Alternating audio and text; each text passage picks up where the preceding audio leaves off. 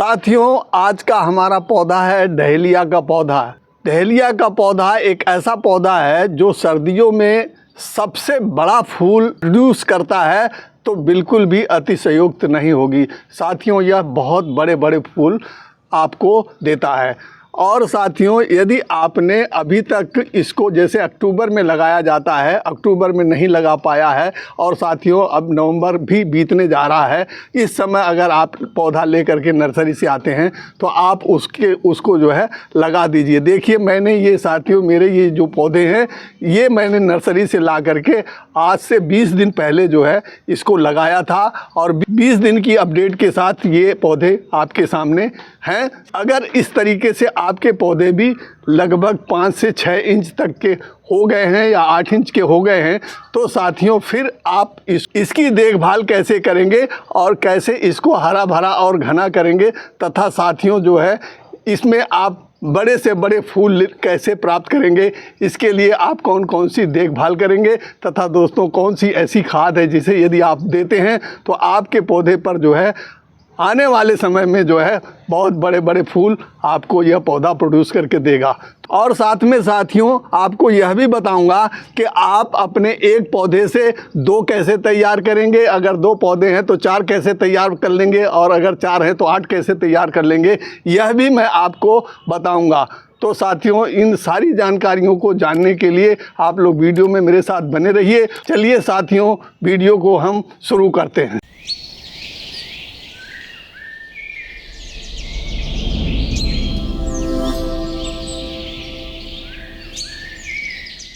प्रिय मित्रों, नमस्कार। आप सभी का मेरे हरे भरे आरबी गार्डन में एक बार फिर से स्वागत है। साथियों, डहेलिया का पौधा एक सीजनल प्लांट है और बहुत बड़े बड़े फूल प्रोड्यूस करता है।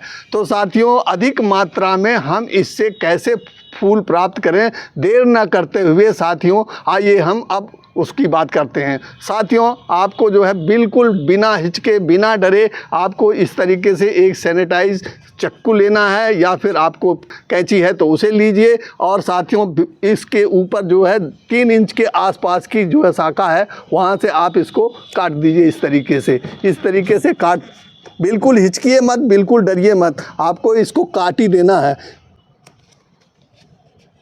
इस तरीके से आप इसको काट दें। देखिए साथियों, हमने यहाँ से इसको काट दिया, तो अब यहाँ से काट देने के बाद नीचे से ढेर सारी शाखाएं निकलेंगी, और जितनी ज़्यादा शाखाएं होंगी साथियों उतने ही ज़्यादा आपको फूल मिलेंगे। और साथियों, जो आपने ऊपर से इनको काट दिया है, इनको भी आपको फेंकना नहीं है। आगे मैं वीडियो में बताऊँगा कि आप इससे जो है नए पौधे कैसे तैयार करेंगे।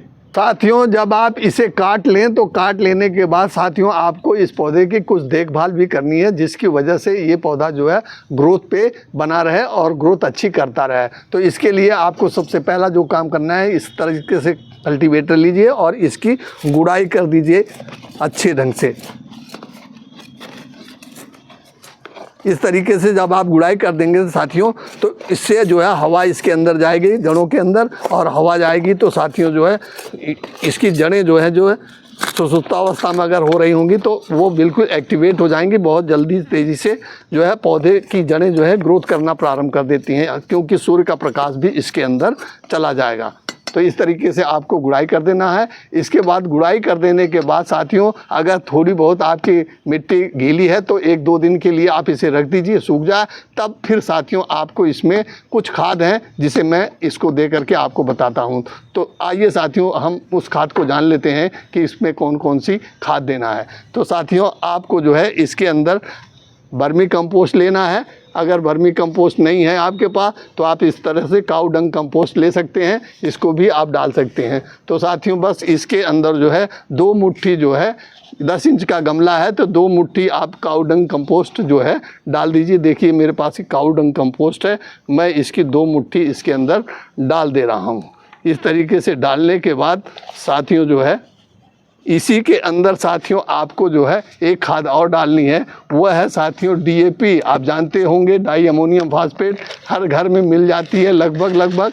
तो इसके जो है करीब 8 दाने जो है इसके अंदर और डाल देना। इस तरीके से 8 दाना डालने के बाद साथियों आपको फिर इसको इस तरीके से गुड़ाई कर देना है।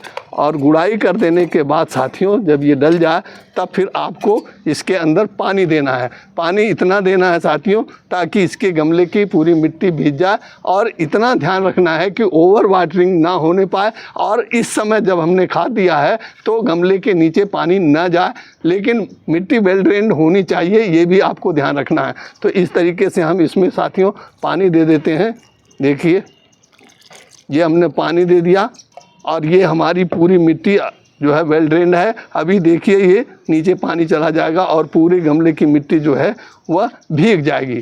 तो साथियों इस तरीके से आपको जो है इसको करना है। और इसको करने के बाद चूँकि सर्दियों का मौसम है, धूप कम निकलती है, तो साथियों कोशिश ये करिए कि इसको जो है धूप में ही रखिए। ज़्यादा धूप रहेगी साथियों तो ये पौधा बहुत तेज़ी से ग्रोथ करेगा। साथियों जब ये पौधा आपका ग्रोथ करने लगे तो आप जो है 15 दिन के बाद फिर इसी खाद को रिपीट करते रहिए। आप और किसी खाद के चक्कर में मत फंसिए, यही खाद जो है इसके लिए सफिशिएंट है और बड़े बड़े फूल ये पौधा आपको देगा।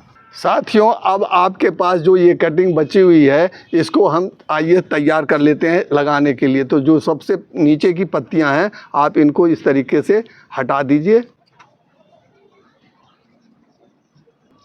और हटा देने के बाद देखिए साथियों हमने ये सारी हटा रखी है। और अब हम इसको जो है लगाएंगे। तो लगाने के लिए साथियों आपको बहुत मेहनत करने की ज़रूरत नहीं है। इस तरीके से छोटे छोटे गमले ले लीजिए 6 इंच के लगभग के, और उसके अंदर साथियों गार्डन सॉयल मिलाइए, केवल आपकी गार्डन सॉयल, और थोड़ा सा उसमें वर्मी कंपोस्ट या फिर काऊ डंग कंपोस्ट हो तो वो मिला दीजिए। और कुछ मिलाने की ज़रूरत नहीं है, सीधा मिट्टी में भी लगाएंगे तब भी ये कटिंग जो है लग जाएगी। साथियों 15 से 20 दिन के अंदर अंदर इस पौधे के अंदर जड़ें आ जाएंगी इस कटिंग के अंदर।